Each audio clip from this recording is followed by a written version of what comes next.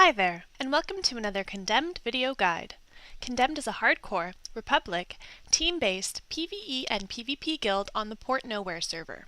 My name is Six, and I'll be your host, and in this video, we'll show you the strategy to take down the second boss encounter of the Eternity Vault operation, Gharj. Gharj is a large monster that you will encounter in his volcano lair. For this encounter, we recommend a group of 1 tank, 2 healers, and 5 DPS for the 8-man version, and exactly double that for the 16-man version. Although this fight can be healing intensive, the DPS are needed in order to hit a Titan Rage timer. The strategy featured in this video can be applied to either normal, hard, or nightmare mode, as none of the mechanics differ between these 3 difficulty settings.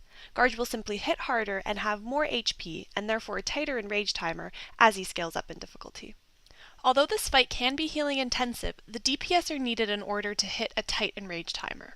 When you enter, you will see a large room covered in lava with a rock path leading through the lava to a small island.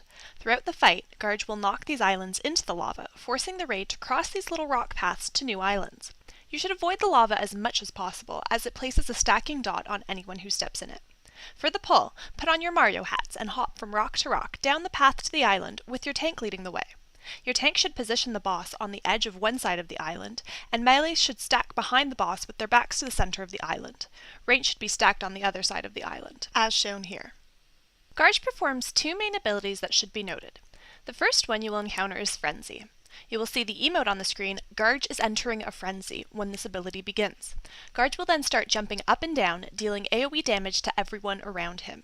Melee can stay in for a few of these hits in order to maximize DPS, but the hits do take a lot of health, so they should get away after a few of them. This frenzy ability also means that Gharj is collapsing the island that you're currently on.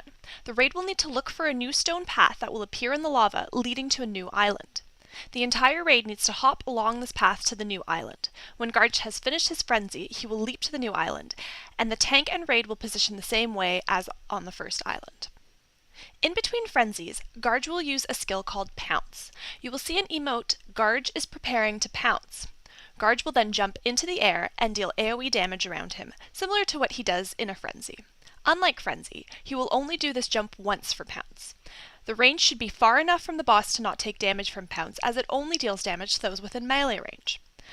Pounce will deal a lot of damage to anyone within melee range, which can be avoided if these individuals run out.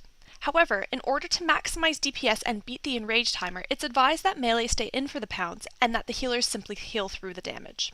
Following Pounce, Gharj will knock down the tank and knock back the rest of the raid. The melee should land on the island, but the range, which should be positioned towards the edge of the island, will likely land in the lava. All members of the raid will have a small dot placed on them after being knocked back, and the ranged will have the additional dot from the lava. These dots don't last long and can be healed through. Although the ranged group can run into the boss before the knockback so that they don't land in the lava, this cuts down on DPS, so it's advised that the healers simply heal through the lava damage on the ranged group. As the fight continues, Gharj will start to summon adds when he begins a frenzy.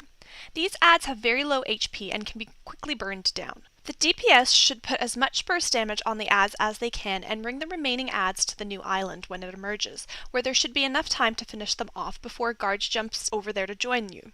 In 8-man, the tank does not need to grab the adds, as they should not live long and do not do enough damage to warrant a tank. For 16-man, we recommend a designated secondary tank be in charge of picking these adds up and taking them until they can be DPS down. Gharj is a fairly simple fight that comes down to a DPS race in order to beat his enrage timer. This means that you will need to find the right balance of how long DPS can stay in for the frenzy and how often they can stay in for the pounce versus what the healers are actually able to heal through. He will enrage at exactly 6.5 minutes, so you have until then to get him down. Thanks for watching. Once again, I'm Six, and this has been another Condemned video guide.